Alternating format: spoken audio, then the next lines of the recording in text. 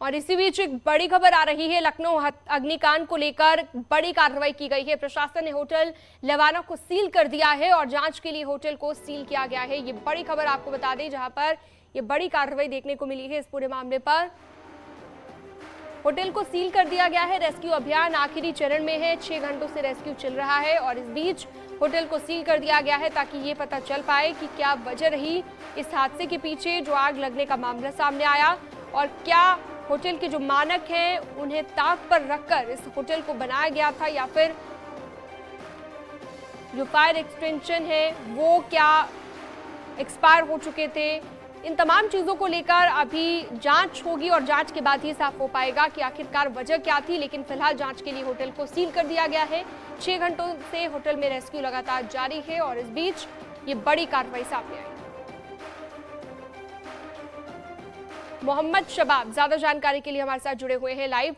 मोहम्मद, मोहम्मद शबाब, कहा जा रहा है कि रेस्क्यू लगभग पूरा हो गया है और 6 घंटे के बाद अब ये बात निकलकर सामने आई, लेकिन होटल को सील कर दिया गया है। यानी कि ये मानकर चलें कि अब जांच होगी और जो भी लापरवाही पाई जाएगी कड़ी कार्रवाई होगी।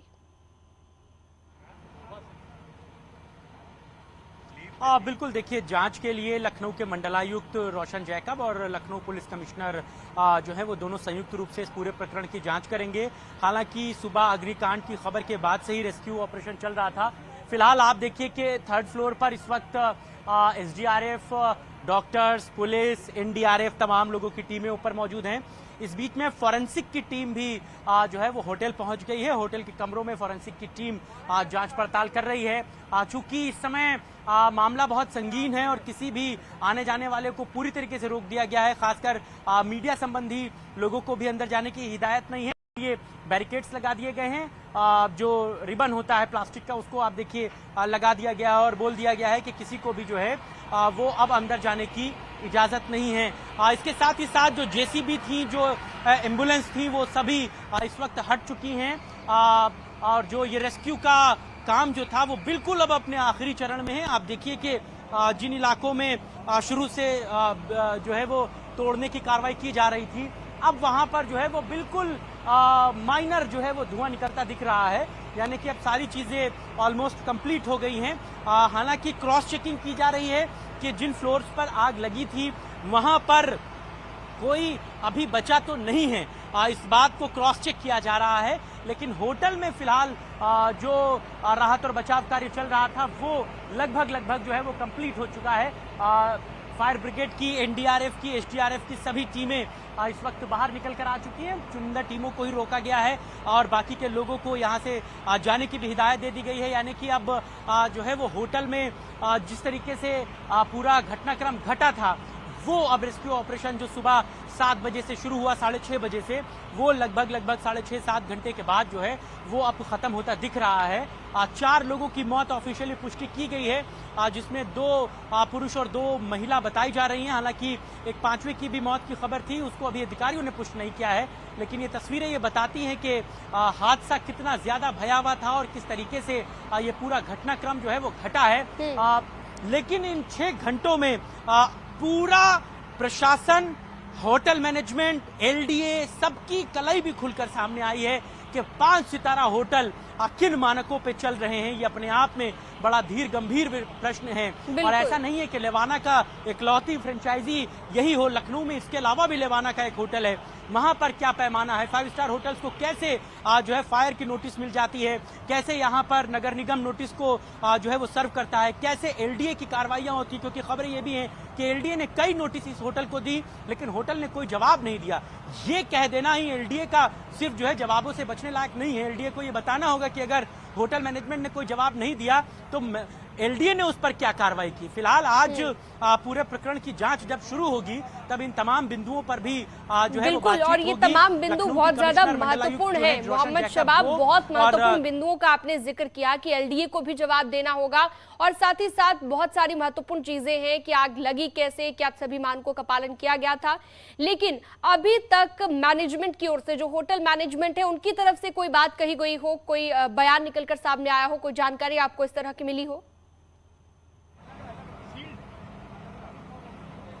देखिए, जिला प्रशासन ने होटल मैनेजमेंट से किसी भी तरह की बात करने को मना कर दिया था, लिहाजा होटल मैनेजमेंट ने कोई बात नहीं की। जो भी बात की है वो प्रशासन की तरफ से की गई है, पुलिस एडमिनिस्ट्रेशन की तरफ से की गई है। होटल मैनेजमेंट ने शुरुआत में सिर्फ इतना कहा कि हम सारे प्रयास कर रहे हैं कि राहत और बचाव कार्य में जो भी मदद हो सके वो की जाए, लेकिन जिस तरीके से डीएम ने बात की, जिस तरीके से पुलिस कमिश्नर ने बात की, उन्होंने बताया कि इन दोनों फ्लोर पर लगभग 30 कमरों के आसपास कमरे थे, जिसमें 30 से 35 लोग बताए जा रहे हैं। कल से आज तक की बुकिंग में 18 कमरों में लोगों के रहने की बात कही जा रही थी, जिसमें 30 से 35 लोगों की बात कही गई थी। बाद में यह हुआ कि कुछ लोग चेकआउट कर गए थे जल्दी, लिहाजा वो लोग इस पूरे अग्निकांड से बच गए। कुछ लोगों को किसी और ने जानकारी दी, जिसके बाद वो लोग किसी तरीके से बाहर निकल के आ पाए, लेकिन कुल 12 लोगों को जो है वो यहां से रेस्क्यू करके अस्पताल लेकर जाया गया। पहले 10 लोगों को लेकर जाया गया, जिसमें 2 लोगों की मौत की पुष्टि अस्पताल प्रशासन ने की। सिविल हॉस्पिटल में उनकी डेथ जो है वो डिक्लेयर हुई। बाकी के जो 2 लोग थे, जो कमरा नंबर 308 था, जो सबसे आखिर में खोला जा पाया, वहां से उनकी बॉडी निकली और फिलहाल 4 लोगों की मौत की पुष्टि हुई। बिल्कुल, 4 लोगों की मौत हुई और आपने ये तमाम अपडेट दी, बहुत शुक्रिया आपका मोहम्मद शबाब इस तमाम जानकारी के लिए। बढ़ते हैं आगे। बरेली मर्डर केस में बड़ी खबर है, 5 आरोपियों को हिरासत में लिया गया है। वायरल ऑडियो में युवक ने ये नाम लिए थे और प्रेम प्रसंग में हत्या का आरोप इन पर लगा था, जिसके बाद ये हिरासत में लिए गए हैं। मुस्लिम युवती से हिंदू युवक का प्रेम प्रसंग था और युवती के परिजनों पर अब हत्या का आरोप लग रहा है, तो ये बड़ी जानकारी आपको दे रहे हैं। वायरल ऑडियो जो सामने आया उसमें इन युवकों के नाम लिए गए थे। बरेली मर्डर केस को लेकर ये बड़ी जानकारी।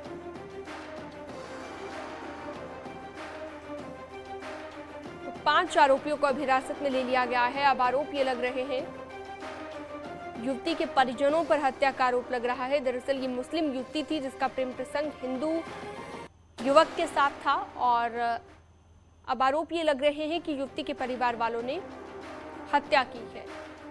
तो 5 आरोपियों को फिलहाल हिरासत में ले लिया गया है और वायरल ऑडियो जो सामने आया था उसमें इन युवकों के नाम लिए गए थे।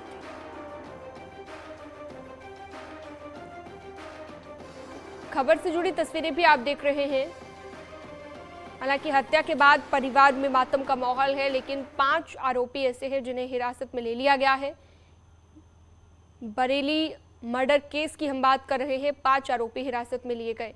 राजीव सिंह ज्यादा जानकारी के लिए, अपडेट के लिए बरेली से लाइव जुड़ गए हमारे साथ। राजीव, अब आरोप ये लग रहे हैं कि युवती के परिवार वालों ने हत्या की है। 5 आरोपी हालांकि हिरासत में भी ले लिए गए हैं। क्या कुछ अपडेट और जानकारी मिल रही है और आप कहां पर मौजूद है इस वक्त?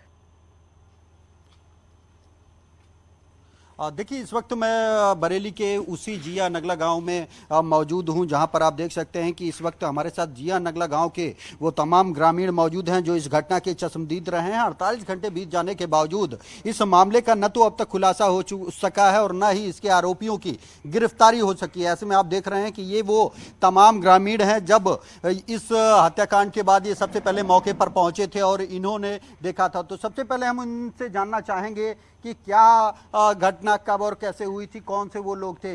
आप बताइए कि कब ये घटना हुई और क्या पूरा मामला था। ये परसों हुई है। हाँ, शुक्रवार शनिवार की सुबह देखा हम लोगों ने सब। हाँ, वहाँ हुई है। हाँ, ये घटना हुई है, मतलब वो लगभग रात के 10:30 बजे 11 बजे तक घर पर देखा गया लड़का। अब उस लड़के को ये नहीं कह सकते कि उठा के ले गए या फिर फोन पर बुलाया गया। सुबह हम लोगों को जानकारी पाई गई लगभग 7 बजे या 6:30 बजे कही है। उस समय जब हमें पता लगा, हम लोग वहाँ पहुँचे। वहाँ पर पुलिस ने बॉडी उतार के अपने हाथों से और बैग में अंदर कर ली। हमने कई बार कहा भी कि आप रुकिए, लेकिन वो उठा के लेके चल दिए। ना ही गांव में लाए, ना ही गांव वालों की कोई बात सुनी गई। इस तरीके की बात करके पुलिस सीधे बरेली को ले गई, ना ही थाने पर रुके। तो जैसा कि आपने सुना कि जो इन परिजनों को ये सूचना दी गई कि वहाँ पर शव मिला है, जिसके बाद पुलिस पहुंची। इनका कहना है कि परिजनों को नहीं बताया गया। दूसरी ओर सबसे बड़ी बात यह है, बताया ये जाता है कि मृतक ने उसकी मौत से पहले कुछ ऑडियो क्लिप्स जो थी वो सोशल मीडिया गांव के एक ग्रुप चलता था जय राम करके, उसमें डाला था। उस ऑडियो क्लिप में उसने अपनी जान को बचाने के लिए गुहार लगाई थी और कई लोगों का नाम ले रहा है, जो ये बताया जाता है कि वो उस लड़की के परिजन है। ऐसे में कुछ शख्स मौजूद हैं। क्या था उस ऑडियो में, क्या गुहार लगा रहा था वो? ऑडियो में गुहार लगा रहा था, बोल रहा था, गुड्डू चाचा अब तो मुझे छोड़ दो, मैंने आपको सब कुछ दे दिया है, सब कुछ आपके पास है, आपने मेरा मोबाइल पूरा खकोड़ लिया है, अब तो इसमें कुछ नहीं है, आप अब तो मुझे छोड़ दो, मुझे जाने दो, मुझे कहाँ अंधेरे में लाके फांस दिया है।